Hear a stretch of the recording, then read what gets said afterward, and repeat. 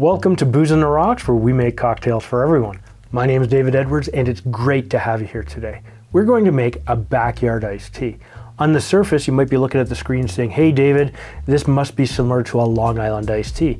And the truth be told, it's nowhere near that. In fact, a Long Island iced tea will basically kick your teeth in while you're drinking it because of the amount of booze, where this one is one that you can actually enjoy and have multiple of these during the day without falling over on the floor.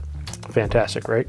Now, this is very similar to an Arnold Palmer. In fact, the ratios are very similar and the ingredients are very similar. The only major differences are the spirits. In this case, I'm using spiced rum. In the Arnold Palmer, you use bourbon. So visually they'll look very, very close, but the taste will be completely different. Now, one of the ingredients that we need for this is lemonade. And I'm going to show you the best way to make lemonade that's perfect for any cocktail that you might want. Now, this is a 4-1-1 ratio, meaning you need 4 parts water, 1 part lemon to 1 part sugar. Now, we're going to start this with 4 ounces or 120 milliliters of cold water, and then we're going to grab a 1-to-1 simple syrup, and we're going to use a total of 1 ounce or 30 milliliters. Now, the third ingredient to this lemonade is, of course, lemon juice. So what you want to do is you just want to grab yourself a knife and a lemon, and what we'll do is we'll cut this in half, we'll squeeze and measure 1 ounce and 30 mils and pour that into the mixture as well. Now that you've put all of this together, what you want to do is just give it a bit of a stir, and you want to actually just make sure that you keep your spoon handy because you're going to need it. The good thing about this will allow you to make a couple of these drinks, and it's easy to scale this recipe up into a large size pitcher if you so want for a lot of drinks, or if you just want lemonade just for the sake of having a fantastic lemonade. Now, as I said, this is a built in the glass cocktail, so I'm using an 11-ounce highball, which is 330 milliliters. You can go with something bigger if you want. Just remember, you're going to have to adjust the ratio or the size of your ice. So just grab a little bit of ice and fill it up.